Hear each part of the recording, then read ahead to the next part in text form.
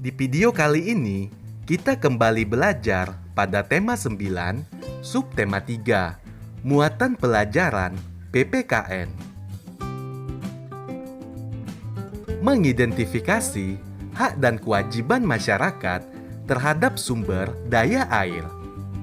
Banyak kegiatan yang menggunakan air, misalnya mencuci, mandi, mengepel, dan minum. Hal tersebut merupakan hak masyarakat dalam memanfaatkan air. Selain hak, masyarakat juga memiliki kewajiban untuk tetap melestarikan ketersediaan air bersih. Berikut beberapa kewajiban masyarakat terhadap air. Yang pertama, mematikan keran air saat tidak digunakan. 2. Menanam pohon di pekarangan rumah. 3. Tidak membuang sampah ke selokan. 4. Mandi atau mencuci pakaian dengan air yang cukup.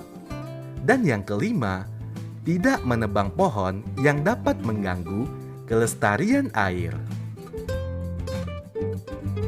Pelaksanaan hak dan kewajiban terhadap air harus dilakukan secara seimbang agar sumber daya air tetap terjaga kelestariannya.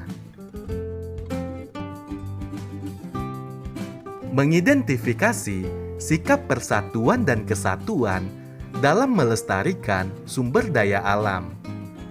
Melestarikan sumber daya alam merupakan kewajiban seluruh anggota masyarakat. Hal ini wajib dilaksanakan bersama-sama dan saling menunjukkan sikap persatuan dan kesatuan. Dengan demikian, sumber daya alam tetap lestari dan bisa dimanfaatkan. Berikut beberapa contoh sikap persatuan dan kesatuan dalam melestarikan sumber daya alam. Yang pertama, kerja bakti membersihkan selokan yang penuh dengan sampah. 2. Bergotong royong membersihkan sungai dari sampah. 3. Bergotong royong membangun sarana kebersihan. Dan yang keempat, menanam bibit pohon di sekitar taman. Mengidentifikasi usaha-usaha pelestarian sumber daya alam. Berikut adalah usaha-usaha pelestarian sumber daya alam. Pertama, mendaur ulang botol plastik bekas untuk dijadikan pot tanaman. 2. Menggunakan energi alternatif seperti cahaya matahari untuk pembangkit listrik. 3. Menangkap ikan dengan jaring tradisional. Dan yang keempat, menanam kembali atau reboisasi lahan-lahan yang telah gundul. Berikut beberapa kerusakan hutan akibat tidak melaksanakan kewajiban. Yang pertama, hutan berubah menjadi lahan terbuka yang kering dan tandus. 2. Tanah menjadi gundul dan tandus. 3. Daerah di sekitar hutan mengalami kekeringan di musim kemarau dan banjir di musim penghujan. 4.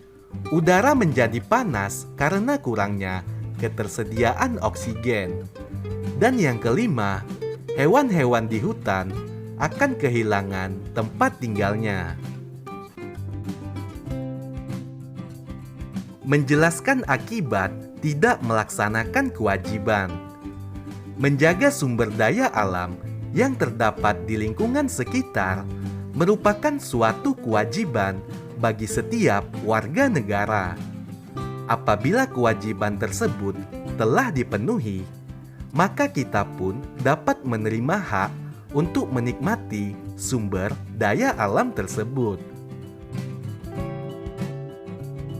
Namun, apabila kita tidak melaksanakan kewajiban melestarikan sumber daya alam, maka hak pun tidak akan bisa kita dapatkan. Misalnya, apabila kita membuang sampah ke sungai, maka sungai tersebut akan semakin menyempit karena sampah dan menyebabkan banjir. Contoh pelaksanaan hak dan kewajiban yang seimbang. Yang pertama, jika ingin sehat, kita harus menjaga kebersihan lingkungan tempat tinggal. 2. Jika ingin terhindar dari banjir, kita tidak boleh membuang sampah di sungai.